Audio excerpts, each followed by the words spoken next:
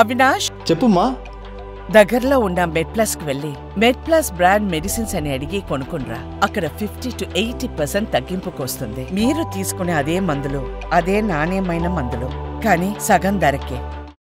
ఆంధ్రప్రదేశ్ రాష్ట్ర ప్రభుత్వం తనకు కల్పిస్తున్న X1+1 భద్రతను వెనక్కి తీసుకోవాలని విశాఖ శారదా పీఠ స్వరూపానందేంద్ర స్వామి కోరారు. గన్మ్యాన్లను వెనక్కి తీసుకోవాల్సిందిగా AP DGP Visakha police commissioner కు శారదా పీఠం తరపున లేఖ పంపారు. 2019 నుంచి 2024 వరకు తన భద్రత కోసం ప్రభుత్వం పోలీస్ రక్షణ అందించాయని స్వామీజీ లేఖలో పేర్కొన్నారు. 2019 నుంచి శారదా పీఠానికి మద్దతు ఇచ్చినందుకు వైసీపీ కూటమి ప్రభుత్వాలకు కృతజ్ఞతలు తెలియజేశారు. ఇకపై రిషికేశ్లో తపస్సులోనే ఎక్కువ సమయం కేటాయించాలని భావించడంతో తనకు కల్పించిన X కేటగిరీ వెనక్కి తీసుకోవాలని స్వరూపానందేంద్ర స్వామి కోరారు.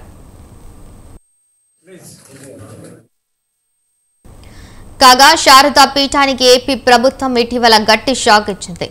భీమునిపట్నం మండలం కొత్త వలసలో గత వైసీపీ ప్రభుత్వం జరిపిన భూ కేటాయింపులను రద్దు చేస్తూ అక్టోబర్ 24న ఏపీ మంత్రివర్గం నిర్ణయం తీసుకుంది. విశాఖపట్నం భీమునిపట్నం బీచ్ రోడ్డులో కొత్త వలస వద్ద సుమారు 225 కోట్ల విలువైన 15 ఎకరాల భూమిని శారదా పీఠానికి కేవలం 15 లక్షలకు జగన్మోహన్ రెడ్డి ప్రభుత్వం ఇచ్చింది. పీఠానికి కొండపై కేటాయించిన భూమికి Visakhapatnam metropolitan reason development authority 2 కోట్ల రూపాయలతో రహదారి నిర్మాణం చేపట్టింది.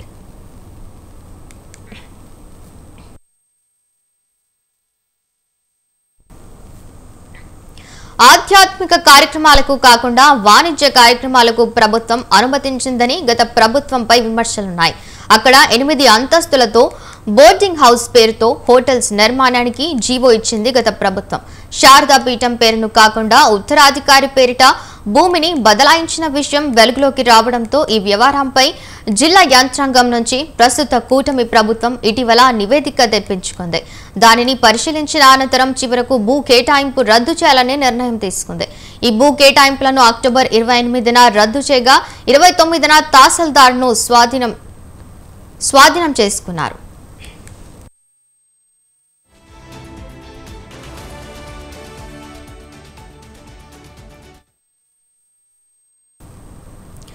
తాజాగా ఏపీ మండలిలో రెవెన్యూ శాఖ మంత్రి అనగాని సత్యప్రసాద్ ఈ విషయాన్ని ప్రస్తావించారు. గత సీఎం తన గురువుకు దక్షిణగా 300 కోట్ల విలువైన 15 ఎకరాలను కేవలం 15 లక్షలకే ఇచ్చేశారని పేర్కొన్నారు. కలెక్టర్ ఎకరాకు 1.5 కోట్ల చొప్పున వసూలు చేయాలని ప్రతిపాదించినా అప్పటి ప్రభుత్వం ఏమాత్రం పట్టించుకోలేదని చెప్పారు.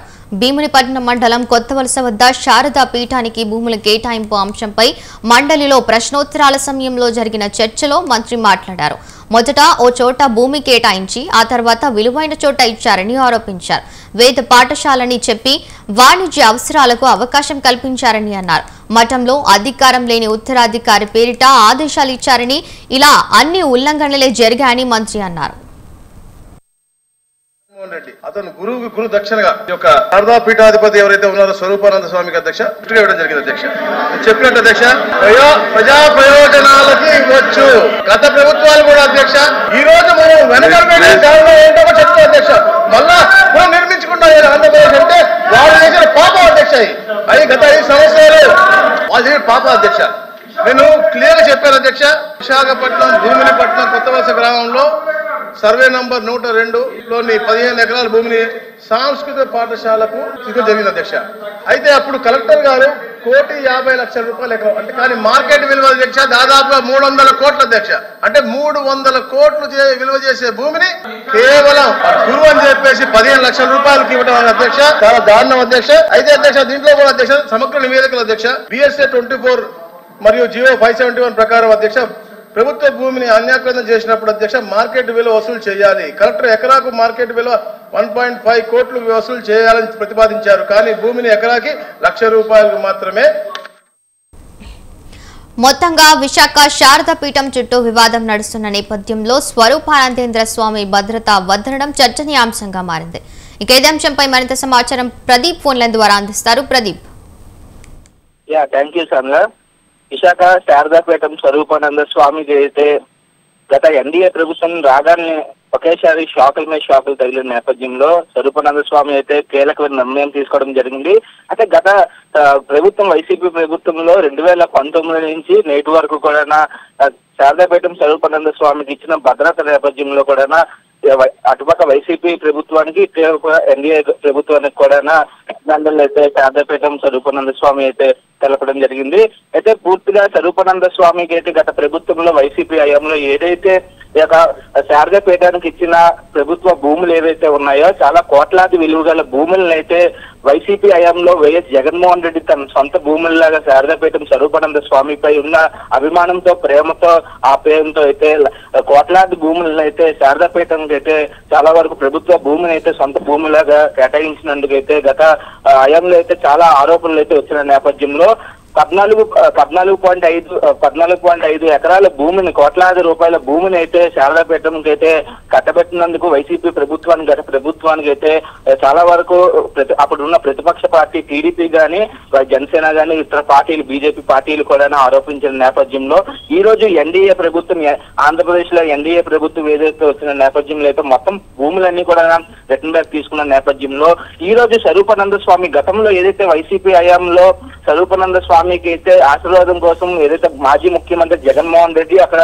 తెలంగాణ ముఖ్యమంత్రి కేసీఆర్ కూడా మాజీ ముఖ్యమంత్రి కేసీఆర్ కూడా స్వరూపానంద స్వామికి వచ్చి ఆశీర్వాదం తీసుకున్న నేపథ్యంలో ఐఏఎస్ ఆఫీసర్లు ఐపీఎస్ ఆఫీసర్లు మినిస్టర్లు ఎమ్మెల్యేలు కూడా స్వరూపానంద స్వామి ఆశీర్వాదం లేకుండా కూడా ఇక్కడ నుంచి విశాఖ నుంచి కదిలేవారు కాదు. ఇలాంటి నేపథ్యంలో స్వరూపానంద స్వామికి అప్పట్లో ఉన్న రోడ్డుపై వెళ్తే మాత్రం ముఖ్యమంత్రికి ఉన్నంత సెక్యూరిటీ అయితే ఉండేది. పోలీస్ భద్రత అయితే పూర్తిగా స్వరూపానంద స్వామి అయితే ప్రజల్లోకి అయితే వచ్చేవారు. అలాంటి స్వరూపానంద స్వామి రోడ్డుపై వెళ్తే మాత్రం కాన్వేలు అయితే ప్రతి ఒక్క ట్రాఫిక్ అయితే ఆపిన నేపథ్యంలో అప్పట్లో అయితే వైసీపీ హయాంలో అయితే విశాఖపట్నంలో అట్లాంటి స్వరూపానంద స్వామికి ఉన్న పవర్స్ అయితే ఒకేసారి ఎన్డీఏ ప్రభుత్వం రాగానే కూడా మొత్తం పోలీస్ భద్రత అనేది కూడా శారదాపీఠం అయితే తగ్గించడం జరిగింది.